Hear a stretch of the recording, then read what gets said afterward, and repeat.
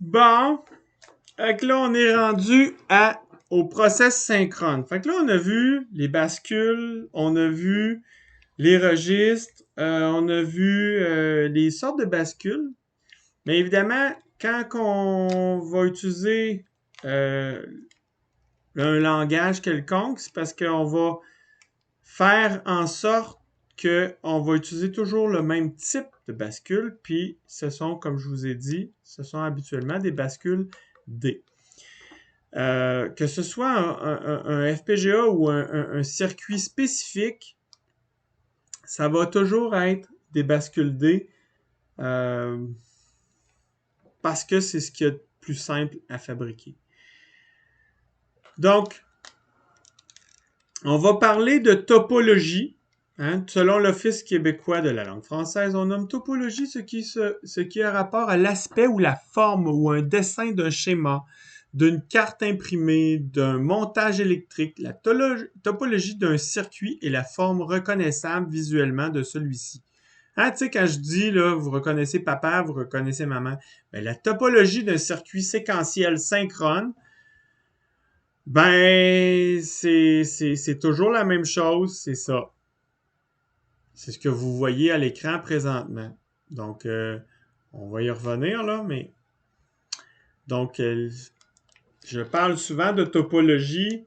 La topologie, c'est quelque chose qui est un design qui est habituellement utilisé et qui est testé, reconnu. Dans notre cas, c'est la poutine. Hein? C'est la recette de la poutine de base, c'est la topologie reconnue dans le cas des circuits. Hein? OK. L'utilisation d'un bloc process synchrone en VHDL pour fabriquer un circuit synchrone facilite beaucoup la conception de deux manières. Première chose, comment ça facilite la chose? C'est que la syntaxe de base d'un process synchrone est toujours la même. Okay? C'est toujours la même façon d'écrire le code.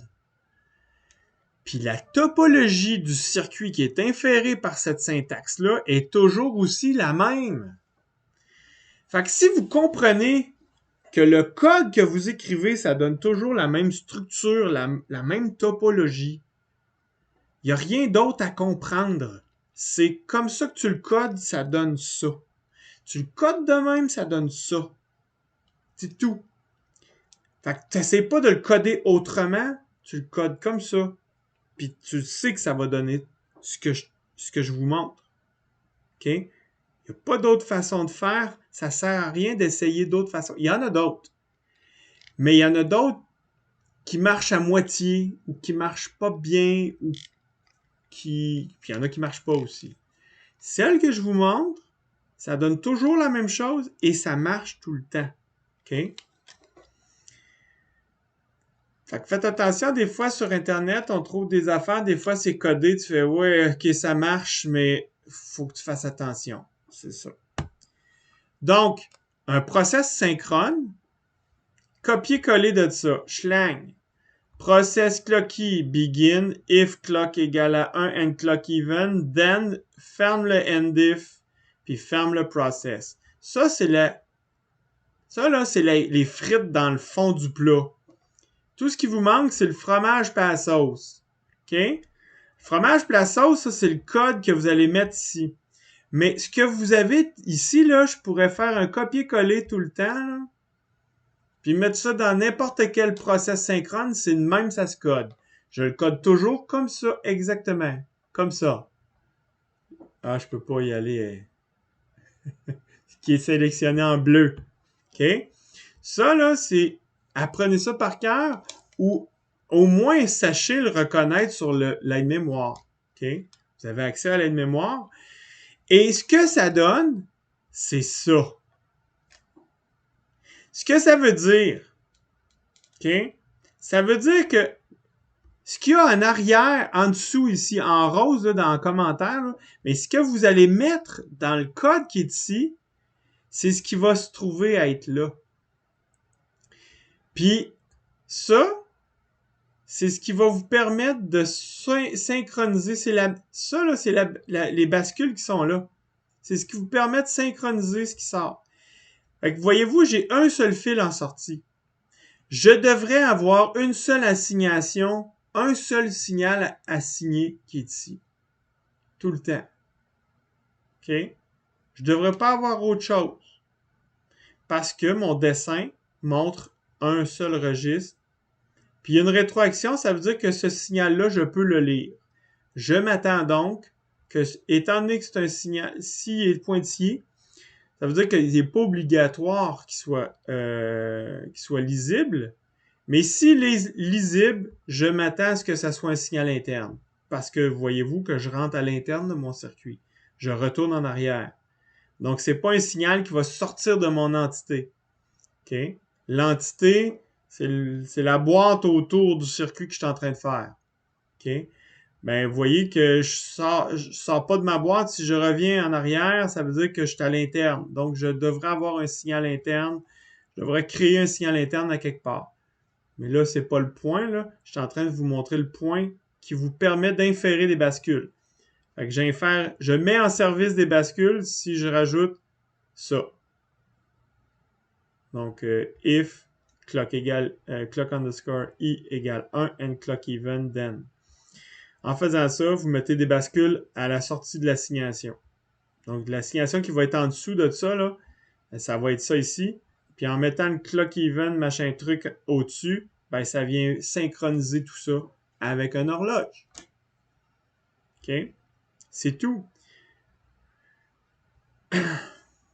Hey, j'ai 2 fois la même chose. C'est cool. Ouais, OK. Donc, dans cet exemple, il est important de reconnaître plusieurs éléments. 1. La ligne process clocky qui contient le mot réservé process, puis la liste de sensibilité du process. La liste de sensibilité, c'est ce qui est entre parenthèses. C'est la liste des signaux qui vont être validés. Le simulateur va valider qu'il y a eu un changement sur ce signal-là pour pouvoir aller évaluer l'intérieur du process. OK? Donc, c'est surtout utilisé pour le simulateur, mais pour le synthétiseur, ça ne serait pas nécessairement utile, mais ça aide. OK? Puis d'ailleurs, si vous ne le mettez pas, il va vous donner une erreur. Là, il veut l'avoir. Donc, vous mettez votre clocky, puis vous mettez votre ligne clock égale à 1 and clock even. L'autre chose qu'on reconnaît, c'est la condition du if avec le clock, qui permet de synchroniser les opérations numériques. Donc, il y a toujours un if dans un process synchrone, et ce if-là contient le code qui permet d'avoir la clock. Et ensuite, à l'intérieur de ce if-là, j'ai mon code combinatoire dans lequel je devrais avoir. Fait qu'évidemment, si vous mettez juste ça, il va y avoir une synchronisation, mais une synchronisation de rien. Ça va compiler pareil, mais ça fera rien. Fait qu'évidemment, il devrait avoir une assignation ici. OK? Donc, vous devriez avoir une assignation d'un signal quelconque que vous voulez synchroniser. Ça peut être un compteur, ça peut être un registre à décalage, ça peut être une machine à état fini, ça peut être juste un registre que vous prenez la valeur d'entrée puis tu viens synchroniser ce qui sort d'une logique combinatoire puis tu fais juste le synchroniser avec l'horloge. Ça peut être ça aussi. OK? Ça, c'est ce qu'il y a de plus simple. Donc, le contenu, ce qu'il y a en dessous du if du clock, c'est le contenu qui est synchro avec l'horloge. C'est vos soldats qui font gauche, droite, gauche. OK? Là, je brasse mes crayons, ils vont couler tout à l'heure. OK. Là, ici, je fais une petite description de ce que je viens de décrire là. Donc, la liste de sensibilité, c'est la liste des signaux que le simulateur ou le synthétiseur de circuit doit observer pour exécuter le code du process. Donc, tant et aussi longtemps qu'il ne se passe rien sur le signal qui est dans la liste de sensibilité, ben, le simulateur ne rentrera pas dans le process pour l'évaluer, fait qu'il sauve du temps. Il n'y a pas besoin de l'évaluer s'il ne s'est rien passé. Si le clock n'a pas changé, ça ne sert à rien d'aller le réévaluer. Il ne se passe rien. Donc, la liste de sensibilité, ça lui permet de sauver du temps. La condition if de synchronisation, c'est ce qui permet au synthétiseur de dire « Ah, je vais mettre des bascules. J'ai mon if de clock. » OK? Puis le code combinatoire, ben, c'est ce qui permet de fabriquer la logique combinatoire qu'il y a justement avant le if de clock, avant les bascules. OK? Donc, voici un exemple de registre de 16 bits dont on change la valeur d'entrée si le bit charge enable i égale à 1. Donc, je me suis mis un signal enable. Donc, qu'est-ce qu'on a? On a une entrée de données DI de 16 bits. On a un signal d'enable, charge enable i. Okay? Puis j'ai une sortie QOut de 16 bits aussi. Fait que je me suis fait un signal interne. Moi, c'est toujours mon habitude. Même si j'ai pas de rétroaction nécessairement, je me fais un signal interne pareil. Je prends pas de chance, puis je me casse pas la tête. Ça veut dire que je vais toujours avoir tous les signaux qui sont des registres que je sais qu'ils vont devenir des registres parce que je les mets dans un process synchrone. Ben, je vais me faire un signal interne. Comme ça, c'est simple. J'ai un signal de sortie puis j'ai un signal interne. Les deux, c'est le même signal, mais il y en a un que je peux lire alors que lui, je peux pas le lire. Je peux juste écrire dedans. Fait que je l'assigne à lui-même. Donc, j'assigne le Q underscore S à Q underscore O pour mettre en tout temps le signal du registre à la sortie. Puis, quand le clock passe, si j'ai charge enable égale à 1, je mets data i dans QS. Sinon, si j'ai pas charge enable, faut le réinterpréter comme ça. Si j'ai pas charge enable, je maintiens QS égale QS. Donc, il va maintenir la valeur.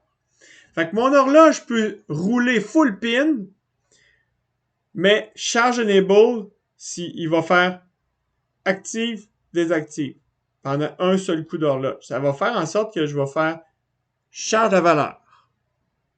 Puis je reviens. Charge la valeur.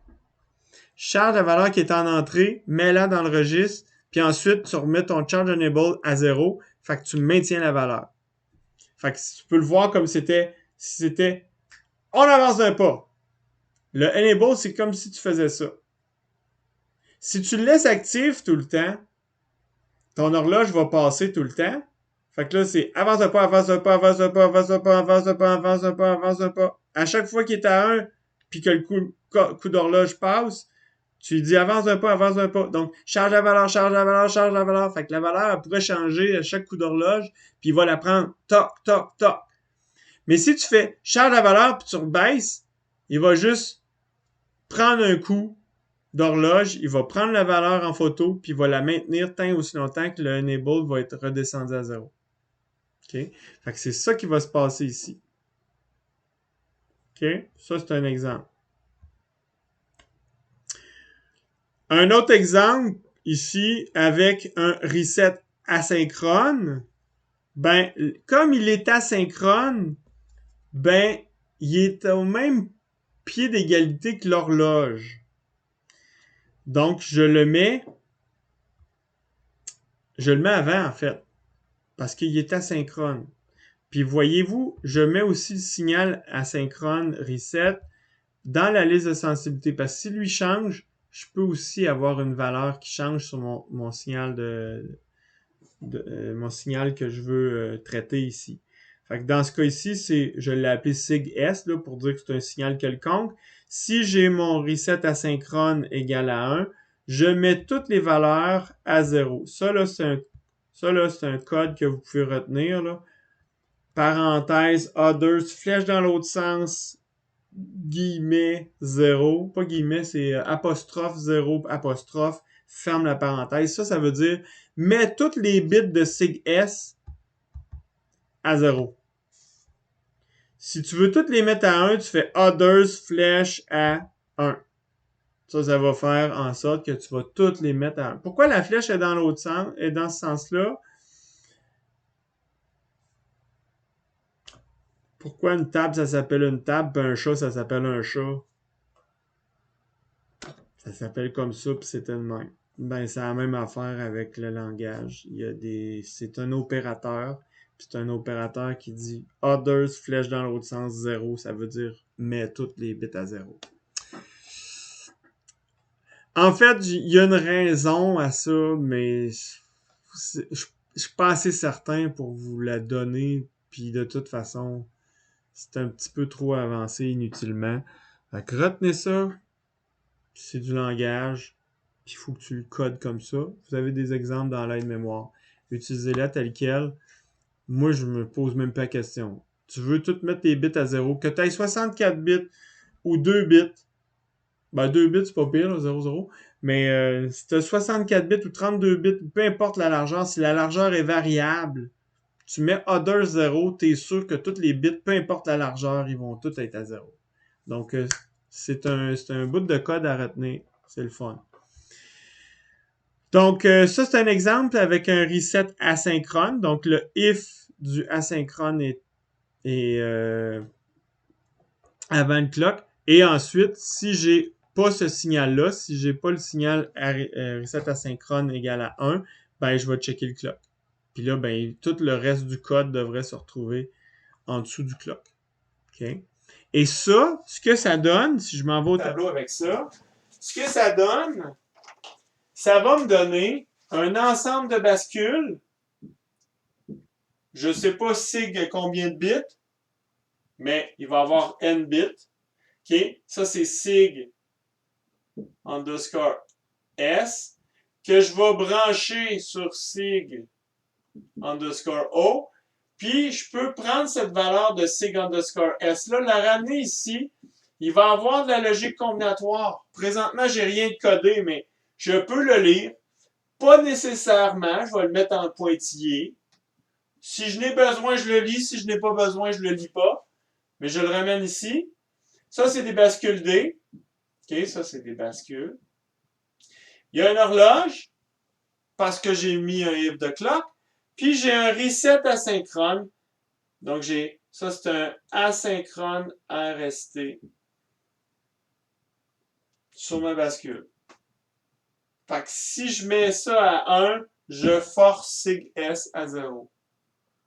OK? Fait que c'est ça que ça donne comme circuit. Même si j'ai rien de spécifié, je sais que ça me donne ça comme structure. J'ai aucune idée qu'est-ce qu'il y a ici. Je sais pas si je vais le lire. Présentement, je le lis pas. Je force. Je sais juste, avec le code que vous avez ici, là. Hein? Hey, c'est le fun.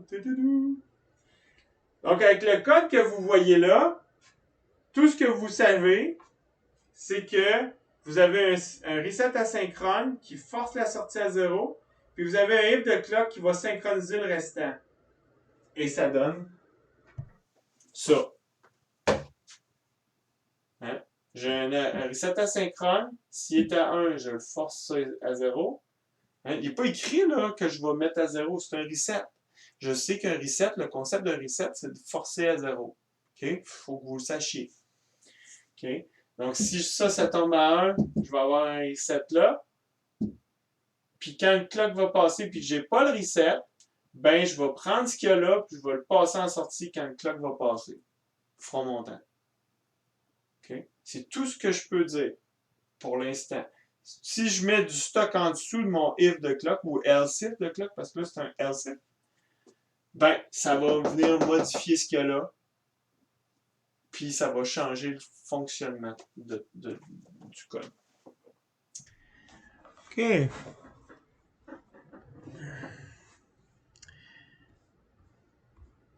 Un autre exemple, ça serait un reset synchrone. Là, il y a une erreur dans mon code parce que j'ai laissé le A reset alors que j'aurais dû l'appeler S reset. pour dire synchrone reset. Puis j'ai aussi un preset. Comme c'est un process synchrone avec un reset et un preset synchrone, ça veut dire que tout ce qui se passe doit être synchronisé par l'horloge. Donc, mon process est uniquement avec une liste de sensibilité au clock. Puis, tout commence par mon if de clock parce que tout va être à l'intérieur de ce if de clock-là parce que tout est synchrone. S'il y avait une partie asynchrone, il faudrait qu'elle soit à l'extérieur et avant, comme j'avais avec mon reset asynchrone.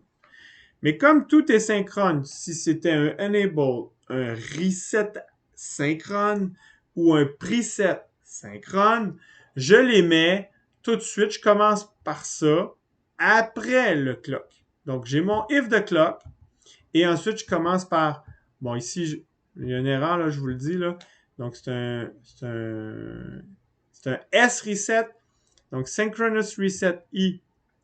Ici, je mets, comme c'est un reset, je force le signal S à 0. Si j'ai mon preset actif, ben, je vais mettre la valeur du preset dans le signal. Quelle est la valeur du preset? C'est bon. Elle s'appelle valeur preset I. Ça pourrait être quelque chose d'autre, mais je l'ai mis dans un signal. Comme ça, le signal peut prendre n'importe quelle valeur, en autant que les deux aient la même taille. Le valeur preset I devrait avoir la même taille que sig S. Si sig S a 16 bits, valeur preset I devrait avoir 16 bits. Sinon, c'est sûr que ça marche pas. Okay? Il va vous donner une erreur. Puis ensuite, else, tout le reste du code que je veux devrait se retrouver ici. Fait que ça, ce que ça va avoir donné, tableau, ce que ça donne un synchronous reset. OK? Il est synchrone. Donc, lui, il est actif avec l'horloge. Puis, j'ai un preset qui va avoir une valeur. Fait que là, une valeur... donc, c'est comme si je venais rajouter ici un preset synchrone. Donc, s'il est synchrone, voyez-vous, il va être avec la logique combinatoire, il va passer par la bascule. Donc, il va être synchronisé par l'horloge, puis je vais venir rajouter mon signal qui va avoir la même taille que ça, donc N, qui va être ma valeur, comment je l'ai appelé? Valeur preset. Donc, valeur preset I. Ça, c'est lui ici. Fait que quand le preset va être actif, ma logique combinatoire va faire passer la valeur là. Puis là, sinon, ça va être nécessaire. Je vais devoir garder ma valeur dedans. Donc, si je n'ai pas mon preset, voyez-vous que je n'ai pas d'enable. Donc, si je veux faire en sorte que lui ne fasse pas changer ma valeur, il faut qu'il soit capable de se maintenir. Fait que si je n'ai pas preset I actif, je vais prendre la valeur qui est en sortie puis je vais la remettre pour l'état suivant. Fait qu'il va se maintenir. Fait que quelque part, il devrait avoir un signal qui dit sig S égale sig S dans mon code. Mais présentement, il n'est pas inscrit, mais par défaut, il faudrait que ça se fasse. OK? Pour que ça se maintienne, à chaque coup d'horloge, je vais reprendre la valeur, je vais le maintenir. Maintiens-le, maintiens-le, maintiens-le. OK? Donc, ça, c'est le code que ça vous donne présentement. Il manque peut-être des bouts dans le code, mais ce que je peux dire que ça donne, c'est ça en ce moment. Hein? Je pourrais toujours avoir un dessin là, de bascule logique combinatoire comme ça, puis juste changer les trucs qui sortent là. C'est ça qu'on fait en VHDL. On a toujours, chaque process, là, ça donne ça, puis je pourrais avoir toujours ma rétroaction, puis je l'utilise si j'ai besoin, puis je vais rajouter des resets synchrones, resets asynchrones, ou des signaux enable de temps en temps sur la bascule. Le signal enable, je peux soit le mettre directement sur la bascule, Des fois, il y en a qui vont le dessiner avec la logique combinatoire, ça revient à la même affaire, OK? Mais tout le reste, ça passe par là. Si c'est synchrone, ça passe par la logique combinatoire. Même le reset synchrone, je pourrais le mettre ici. Parce que comme il est synchrone, je pourrais mettre une valeur. Quand ça, c'est actif, si je le déplace ici, là, ben ici, ce bit-là est actif, je force 0 ici. Fait que c'est comme la logique combinatoire aussi, qui force la valeur 0 pour le prochain coup d'horloge, qui va faire en sorte que ça va tomber à 0. Mais de temps en temps, ben, la plupart du temps, les bascules dans le chip a déjà la fonctionnalité de ça. Fait que moi, souvent, pour alléger un peu le circuit, là, le dessin du circuit, je le mets de même. Okay. Le enable, le signal de reset synchrone, je sais que c'est 0. Un reset, c'est 0. Fait que j'ai pas besoin de faire rentrer des valeurs. Hein. Fait que je le mets sur la bascule, ça allège un peu le circuit. OK. On vient ici. Un autre exemple avec un enable.